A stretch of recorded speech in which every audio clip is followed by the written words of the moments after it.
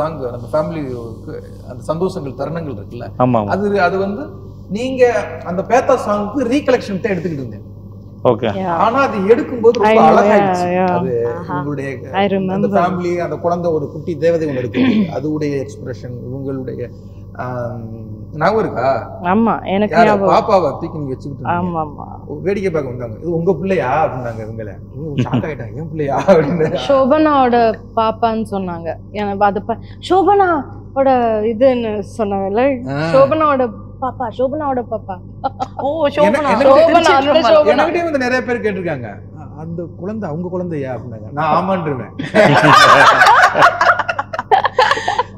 But ஆனா sir உங்களுக்கு first of all வந்து நிறைய பேர் தேங்க் பண்ண சொல்லியிருந்தாங்க கமெண்ட்ஸ்லாம். ஏன்னா வந்து நாங்க ரொம்ப நாளா மிஸ் பண்ண அந்த விஜய் சேதுபதியை திருப்பி நாங்க பார்த்துட்டோம் ஆன் ஸ்கிரீன்ல அப்படின்னு. ஏன்னா வந்து இவர் நிறைய வந்து காமெடி பண்ற கேரக்டர்ஸ் பண்ணாலும் சரி, ரக்கட் பாயா பிளே பண்ணாலும், ரவுடியா பிளே பண்ணாலும், வில்லனா பண்ணாலுமே அந்த லவ்வர் பாய் சேதுபதியை நாங்க மிஸ் பண்ணிட்டு இருந்தோம் நிறைய, ரொம்ப கொஞ்சம் கேப்பாவே. பட் திரும்ப அந்த லவ்வர் பாய் வந்ததுக்கு ரொம்ப நன்றி. அண்ட் நித்யா மேனன் அவர்களே, நீங்க ஒவ்வொரு படமும் ரொம்ப சூஸியா செலக்ட் பண்ற பர்சன் எல்லாருக்குமே தெரியும், உங்களை தெரிஞ்சவங்க எல்லாருக்குமே. இந்த படத்துக்கு எஸ் சொல்ல என்ன காரணம்? ஆக்சுவலா மாட்டிக்கிட்டீங்கிற மாதிரியே ரியாக்ஷன் பண்ணாங்க.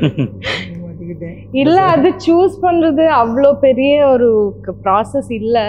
ஆனால் எப்போவுமே அது கேட்கும்போது எனக்கு I don't know what is the process, because அது ரொம்ப ஸ்பான்டேனியஸாக வர அப்படியே. லைக் பாண்டியராஜ் சார் வந்து வீடியோ காலில் வந்தாங்க, எனக்கு இது சொன்னாங்க. இந்த மாதிரி ஒரு கதை அவங்க சொல்லும்போது obvious, it is an obvious yes. அது வந்து there's no like யோசிக்கிறேன் அந்த விஷயம் இல்லை. ஏன்னா அவங்க நெரேட் பண்ணும்போதே நான் வந்து சிரிச்சிட்டு இருந்தேன், பயங்கரமாக சிரிச்சிட்டு இருந்தேன், என்ஜாய் பண்ணிட்டு இருந்தேன். ஆப்வியஸ்லி அப்போ எனக்கு தெரியும் அந்த படம் எப்படி டிரான்ஸ்லேட் ஆகும் இதுலன்னு. So it was